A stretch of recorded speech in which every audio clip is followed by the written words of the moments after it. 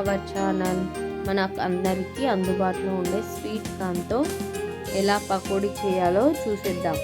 ఇవి evening snacks లాగా కానీ మార్నింగ్ టిఫిన్ లాగా కానీ చాలా బాగుంటుందండి. ఇవి హెల్త్ కూడా చాలా మంచిది. ఇవి తినని వాళ్ళు కూడా ఇలా చేస్తే చాలా ఇష్టంగా తింటారు. ముందుగా ఒక మిక్సింగ్ బౌల్లో 5 లేదా 6 పచ్చిమిర్చి తీసుకోవాలండి. తీసుకున్న తర్వాత దాంట్లో కొంచెం అల్లం వేసుకోవాలి. అల్లం వేసుకొని మెత్తగా గ్రైండ్ చేసుకోవాలి. చేసుకున్న తర్వాత మనం ముందుగా ఒలిచి పెట్టుకున్న మొక్కజొన్న గింజల్ని గ్రైండ్ చేయాలండి. మరీ సాఫ్ట్గా కాదండి, బరకగా ఉండాలి. దాంట్లో వాటర్ అనేది వేయకూడదండి. ఆ తర్వాత ఒక బౌల్లో తీసుకొని కొంచెం తరిగిన ఉల్లిపాయలు వేసుకోవాలి. తర్వాత కొత్తిమీర వేసుకోవాలి. కారం కొంచెం వేసేసుకోవాలండి. ఎవరి టేస్ట్ని బట్టి వాళ్ళు వేసేసుకోవాలి. ఆ తర్వాత కొంచెం ఉప్పు, కొంచెం వంట సోడా వేసేసుకోవాలండి. ఆ తర్వాత 2 స్పూన్స్ శనగపిండి, 2 స్పూన్స్ బియ్యం పిండి వేసుకోవాలండి. వడలు అనేది చాలా బాగుంటుందండి,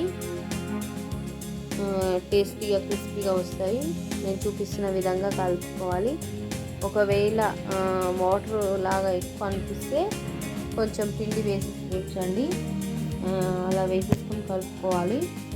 ఇవి మంచిగా ఈవినింగ్ స్నాక్స్ లాగా కానీ లేదంటే మార్నింగ్ టిఫిన్ లాగా కానీ తింటే చాలా బాగుంటుందండి.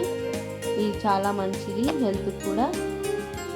గ్యాస్ మీద కడాయి పెట్టుకొని ఆయిల్ వేసుకోవాలండి. ఆయిల్ అనేది ఎక్కువ హీట్ కానివ్వకూడదు.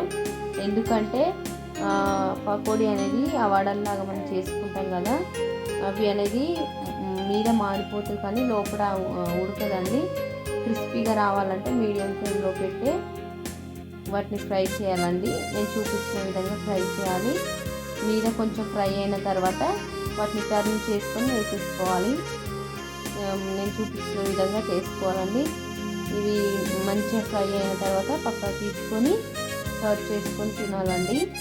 ఇవి హెల్త్ కూడా చాలా మంచిది. చిన్నపిల్లలకు ఇలా చేసి పెట్టండి, చాలా ఇష్టంగా తింటారు. ఒకసారి ఇలా ట్రై చేయండి. మా వీడియో కనుక మీకు నచ్చినట్లయితే లైక్ చేయండి, షేర్ చేయండి, కామెంట్ చేయండి, సబ్స్క్రైబ్ చేయండి. Thank you watch.